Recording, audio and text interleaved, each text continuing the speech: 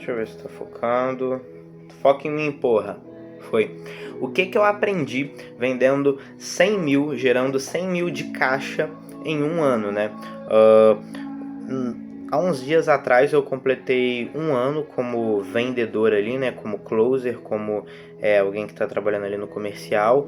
E também completei 100 mil de caixa gerado, né? Eu acho que eu fiz um vídeo com quase um ano, alguma coisa assim, tava faltando alguns meses para chegar lá. Faltava 60 dias, eu acho, e aí eu comecei esse desafio para chegar em 100 mil, faltava 30 mil para vender em 60 dias, 30 mil de caixa, né? E aí eu gerei esses 30 mil de caixas, obviamente, né? Por isso que eu tô fazendo esse vídeo. Então, o que eu aprendi gerando 100 mil de caixa em um ano para as empresas que eu estava trabalhando ali como vendedor, né? Então, esse vídeo basicamente é para isso, para eu trazer esses aprendizados ali para você e também para eu poder registrar aqui para mim, né? Principalmente para isso, para eu poder registrar tudo que eu considero ali pontos fora da curva ali, coisas fundamentais eu ter aprendido, eu ter desenvolvido ali para poder conseguir vender esses 100 mil de caixa, né? Então, só algumas ressalvas, né? Eu trabalho com MRR, né? Então, no mercado de recorrência, no mercado de contratos de vendas, e são recorrentes, né? E são contratos high tickets também, né? Então, quando eu digo que eu gerei 100 mil de caixa, né? É 100 mil que a pessoa transacionou ali para mim na hora, e não exatamente ali o quanto que eu vendi, né? Se a gente for colocar ali, né, na ponta do lápis, né, a gente for colocar um contrato, por exemplo, de 12 meses, né, 100 mil de caixa, vamos colocar que é o primeiro mês assim, se você multiplicar isso por 11, por 12, né, você vai chegar em 1 milhão e pouco, então é mais ou menos isso que eu já vendi no total ali, né, mas de caixa, que para mim é o que importa, que é o que o vendedor ele tem uma influência maior ali, uma influência quase que total, é no caixa que a gente gera. Depois, no mercado de recorrência, tem o time de sucesso do cliente, que ele faz todo o gerenciamento da conta e garante que esse cliente vai cumprir ao máximo de tempo possível esse contrato. Então, dentro do mercado, como existe essa peculiaridade, eu acho legal também apresentar aqui para vocês, né? Porque um vendedor de rua, por exemplo, um representante comercial, ele fica com a recorrência do cliente, porque a recompra do cliente ele vende de novo, né? Então torna uma venda mais fácil, mas toda venda que eu faço, ela é uma venda nova para um cliente novo, então é uma venda mais difícil, vamos colocar assim, né? A depender também, né? Se sua empresa for uma merda de entregar, a segunda venda ela tende a ser mais difícil que a primeira. Mas aprendizados ali, cara, eu considero importantes, tá? Para eu fazer esse aprendizado, primeiro eu tenho que fazer uma timeline, né? E a primeira timeline que eu posso fazer é do zero aos primeiros R$ 1.490, né? Então, ali existe uma séria dúvida sobre se o Samuel vendia, né? Será que o Samuel vende? Será que o Samuel converte? Será que o Samuel é capaz de colocar alguém numa reunião e fazer essa pessoa vender, né? Fazer esse trabalho do zero, né? Da prospecção até o fechamento, né? Do oi até o aperto de mão. E o Samuel, ele fez. Então, ele foi o primeiro ponto ali, né? Você conseguir acreditar que você é capaz de converter, por mais difícil que isso seja. Então, você construir essa fé, né, dentro do seu gogó, né, essa fé da sua palavra, da sua lábia, ela é muito importante, né, nesses primeiros meses. E depois, cara, a gente tem 2.490 até os primeiros 17 mil reais vendidos ali, cara. Aqui a gente tem alguns pontos, né, que matam aquelas dúvidas de será que eu sou bom em vender? Será que eu consigo vender de forma constante? Por que será que eu não consigo fechar com esses clientes na cal? Por que será que eu tenho essas dificuldades, né? E aqui eu tive que desenvolver muita resiliência. Porque eu tô falando de 122, 124 reuniões para 6, 7 fechamentos. Tô falando de reuniões, não de leads. Então, assim, foi um período onde eu tive que compreender muito, né? Que a resiliência, né, cara? Compreender muito ali que é o que eu quero, é o que eu vou fazer e foda-se completamente com o resultado, né? E por que eu fui tão resiliente? Porque no final das contas vale. essa resiliência, tá? No final das contas, a sua comissão vai ser maior do que 12, 14 horas de trabalho de uma mão de obra técnica, operária, né? Então, eu prefiro, pelo menos, né? Então, eu prefiro sofrer para ficar bom nisso aqui do que sofrer para ficar bom naquilo ali, né? Ficar bom de empilhadeira, ficar bom de CNC, ficar bom de manutenção mecânica. Então, esse ponto foi crucial para minha resiliência, tá? Porque eu nem me considero um cara resiliente, eu me considero um cara covarde, né? Eu faço de tudo para não ter que trabalhar com esse tipo de coisa. Então, acaba que se torna uma opção muito fácil você continuar com isso aqui mesmo não te dando resultado, né? Afinal, é o que eu quero e é o que eu vejo que vai me mudar a minha vida, né? Ser capaz de convencer as pessoas a comprar essa caneta, por exemplo, né? Esse mouse, um carro, uma casa, uma assinatura de um contrato recorrente. Esses pontos eles são muito importantes ali para a gente poder construir uma venda. Mas até então, né? Com essa resiliência, o que eu tinha de técnica de venda era o seguinte: eu vou ligar para essa pessoa vai me atender, eu vou chamar a atenção dessa pessoa com alguma coisa e vou começar a conversar com ela e passar valor para ela, né? Passar informação. Eu vou entrar na reunião, eu vou fazer uma caralhada de perguntas, vou apresentar meu produto e vou apresentar o preço. E depois eu vou falar sobre contrato, etc. Era basicamente isso que eu tinha aqui como isso para mim era venda, né? Um processo de venda para uma agência de marketing, né? E foi dos 17 até os 31, quando eu troco de empresa, que é me apresentado pela primeira vez um processo de vendas, né? Com início, meio e fim, que é a venda de impacto, o Master Sales Script da Full Sales, né? Um exemplo ali. E foi exatamente isso, né? Onde eu nem aprendi muita coisa não, porque eu me considero um cara burro, então eu demoro um pouco para processar as informações, mas são 2 pontos ali que foram um divisor de água para mim. O combinado e que eu posso continuar pressionando esse cliente durante a reunião para ele fechar comigo na reunião. Então, o combinado de sinceridade e isso é um guerreiro ali na hora das objeções, e foi isso que eu fui desenvolvendo, né? Então, para quem não sabe o que é o combinado, tá? Eu vou abrir uma aspas aqui. O combinado, ele é a garantia de que eu não vou perder tempo durante a reunião, né? E nem o meu cliente. Então, eu deixo claro para ele que eu vou tirar todas as dúvidas, passar todas as informações necessárias, mas eu quero que ele me garanta que no final dessa reunião ele vai me trazer um sim ou um não para eu poder continuar vendendo.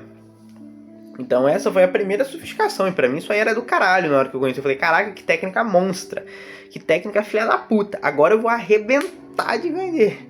E foi mais ou menos, né, dos 17 até os 31 até os 41, foi mais ou menos isso. E aí eu entendi que, cara, tava demorando muito pra vender do mesmo jeito. Mesmo assim não tá legal ainda, né? Até hoje eu acho que não tá legal, mas trazendo aqui a timeline para vocês, né? E foi quando eu comprei o método DEF, para eu poder melhorar minha técnica, né? Melhorar os meus conceitos, melhorar a forma como eu trabalho. E aí foi no DEF que eu entendi que a gente consegue dividir essas vendas em 3 fases, né? Na descoberta, no encantamento e no fechamento. E aí eu consegui perceber uma sequência lógica na venda, né? Eu não faço uma caralhada de perguntas à toa. Eu pergunto para poder entender o que eu vou enfatizar, né? Eu pergunto para eu poder antecipar o que pode me impedir de vender. Eu pergunto para poder montar toda a minha narrativa de venda durante o processo da venda em si. E aí, a partir disso, eu vou vou ancorar a minha solução, o meu produto, com base em todas as informações que o cliente passou, com base no que motiva ele, com base no que ele mais quer, no que ele mais está buscando, com base no que poderia impedir ele de comprar, no que ele já comprou e não gostou. Então, tudo isso eu posso trazer ali dentro desse encantamento. E já resolver algumas objeções, talvez ali com base em perguntas mesmo, né? Fazendo o cliente chegar na conclusão que aquilo ali não é um impeditivo para ele. Mas caso ainda tem uma objeção, eu consigo fazer na transição, né, desse encantamento, dessa apresentação pro fechamento. Então, antes de eu passar preço ali, né, antes do cara ter medo de fechar comigo, mais um preço caro pra caralho, que vai fazer ele botar a mão no bolso, que aí vai com certeza ocasionar em um não ou em um vou pensar, eu posso resolver esse medo, essa angústia, essa necessidade de falar com a mulher dele, essa ausência de sócio, né? Essas duas últimas aí é incompetência minha se o cara chegar na reunião assim. Mas resolver o medo de não dar certo, a ausência ali talvez de um exemplo que eu não trouxe para ele de algum cliente que já deu certo com isso, trazer para ele uma visão nova, um conhecimento novo, uma utilidade nova, ele acreditar que às vezes alguma coisa que eu mostrei ele não funcione. Então, todos esses problemas, né, todos esses pontos eu consigo resolver antes de trazer o preço. E aí eu consigo chegar no fechamento mais tranquilo para resolver pagamento. E não ter que ficar contornando a objeção de meu coelhinho vai soltar um ovo na minha casa e eu vou ter que consertar a chaminé.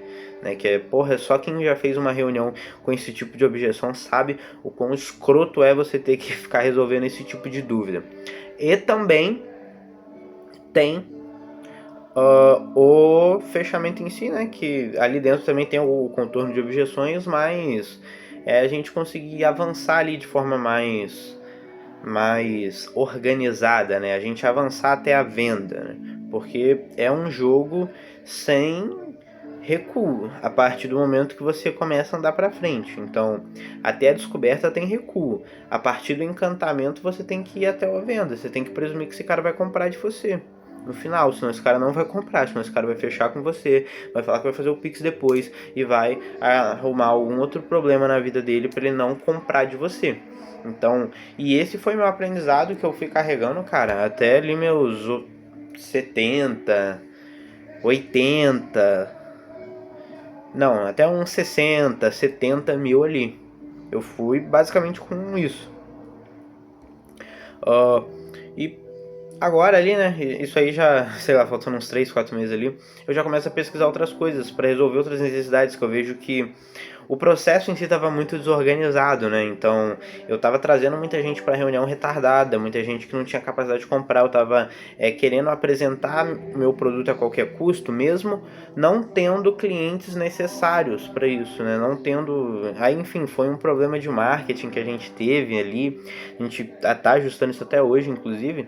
Mas basicamente foi aonde eu comecei a afunilar melhor o processo de vendas.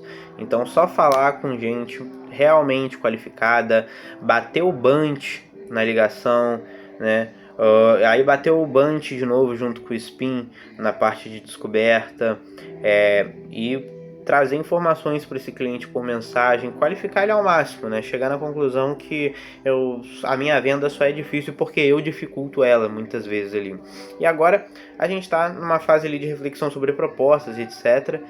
Mas quando eu chego ali, né, desses 80 aos 100 mil, velho, eu percebi que é porque a parada tem que ser a vera, né?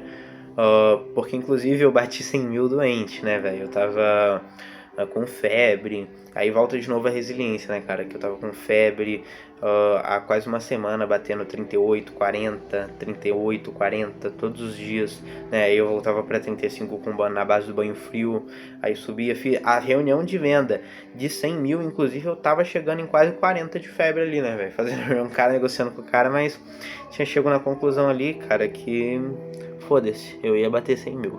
A gente tava num mês muito merda, tava faltando 3 mil a tipo 20 dias, tá ligado? Eu fiz uma venda na primeira semana e nunca mais. Aí na última semana eu fui pra cima pra realizar essas vendas e a gente chegou em 100 mil. E aí, eu cheguei numa conclusão ontem, né? Fazendo algumas anotações aqui, né? E eu dividi a tarefa, né? A venda em duas habilidades, em dois tipos de habilidades, né? Soft skills e hard skills, né? Então, você saber fazer uma venda consultiva, por exemplo, o método DEF, você entender a descoberta, o encantamento, o fechamento, isso é uma hard skill. Agora, resiliência. é uma soft skill. Comunicação é uma soft skill. Oratória é uma soft skill. Você ser capaz de construir um raciocínio com início, meio e fim, de forma fácil, de forma que no freestyle, como eu tô fazendo aqui nesse vídeo, por exemplo, é uma soft skill. E eu cheguei na conclusão que, cara, você ter ali uma hard skill é maneiro, mas o tempero e basicamente os motivos para você vencer, ele tá na sua soft skill. Por exemplo, por que eu cheguei em 100 mil de caixa? Foi porque eu aprendi hard skill com Def? Não. Foi porque eu aprendi a vender melhor? Não. Foi porque eu tive acesso a Master Sales Scripts? Não. Contribuíram, aceleraram o processo. Mas foi porque eu sou um cara resiliente. É porque eu sou um cara que eu fecho a mão e eu não abro ela enquanto eu não achar que eu devo abrir, né? Então, por exemplo, quando eu tô lutando jiu-jitsu, ou você quebra meu dedo ou você não estoura minha pegada, por exemplo. Então, e é a mesma coisa pra vida, né? Pro trabalho, né? Demorar muito para fazer a primeira venda, né? Fazer 126 reuniões para 7 vendas. 126 reuniões, cara, são 6 meses de trabalho, tá? São 6 meses de trabalho, 126 reuniões. A prospecção ativa, né? Então, para cada 126 pessoas que eu me reuni, eu tive que ligar para pelo menos 50. Então, cara, eu cheguei nessa conclusão, cara. Esse é o maior aprendizado que eu posso tirar de tudo, cara. A resiliência, ela é a capacidade número 1, cara. Você ser resiliente é a única garantia que você vai chegar aonde você quer, né? Então é a única garantia que eu tenho que daqui a 5 anos eu vou ser um vendedor top 1 do mercado, de qual mercado eu tiver. Porque essa é a maior garantia que eu tenho disso, né? Essa é a minha capacidade de não parar, né? De continuar fazendo. Então, e aí sim, com isso você vai desenvolvendo todas as outras skills, cara, né? Porque, cara, eu sou um exemplo de um vendedor, cara, que literalmente é aquele cara que não nasceu pra venda e começou a vender, cara. Tinha medo de ligar, tinha medo de falar, tinha medo de levantar a mão, tinha medo de fazer reunião sozinho, tinha medo de negociar. Cara, cada fase, eu não sabia que eu tinha tantos medos assim não, cara. Cada fase que eu fui descobrindo que a venda tinha, né, eu fui descobrindo que eu tinha um novo medo. Então quando eu descobri que eu tinha que ligar pra pessoa, porra, já veio um medo desgraçado de ligar. Aí quando eu descobri que quando essa ligava ela atendia, eu tinha que continuar falando, era um outro medo. Aí quando eu agendava a reunião e eu descobri que essa pessoa vai ver o meu rosto, vai ver minha lata, eu vou conversar com ela, era um outro medo. E aí quando eu descobri que essa pessoa podia me dizer não na hora do fechamento, era um outro medo. E quando essa pessoa assinava o contrato, era um outro medo. Até o pós-venda, era um outro medo também. Medo social, que eu digo, tá? Então, cara, é resiliência. O maior aprendizado, né? É claro, ser um cara resiliente não é o que vai me fazer chegar no top 1. Vou ter que ter outras skills, né? Tanto hard quanto software, né? Eu vou ter que ter pequenas e grandes habilidades muito melhores para chegar em 5, 10, 40 milhões de caixa vendido. Mas para você vender 100 mil, tá validado por mim, né? Você tem que ser resiliente. E ponto. Para você ser um vendedor, né? Não necessariamente um vendedor bom, mas para você ser um vendedor, você tem que ser resiliente. E esse é o grande aprendizado, o grande registro que eu queria trazer aqui, tá? Porque eu sei que em algum momento eu vou rever esse vídeo de novo quando eu tiver dúvida de alguma coisa. E aí eu posso falar para você sobre habilidades técnicas, sobre acordos, sobre contornos de objeções, sobre a capacidade de construir analogias, sobre se comunicar melhor, sobre aprender a ensinar, sobre aprender a falar, sobre prospectar em público, sobre prospectar em evento. Eu posso falar também sobre prospectar por ligação. Eu posso falar sobre uma caralhada de coisas pro meu eu do futuro, cara. Mas assim, que eu aprendi que talvez seja legal você relembrar. Mas o principal, cara, é resiliência. Sim. Se você tiver com, inclusive, Samuel, algum problema no futuro, lembra que a maior solução é continuar tentando resolver, né? É a melhor solução, é o melhor caminho. Então, É continuar trabalhando, continuar treinando, continuar fazendo, que uma hora você vai descobrir a forma de fazer isso melhor e resolver o problema que você está enfrentando, tá? Então esse é o principal aprendizado, cara. É isso.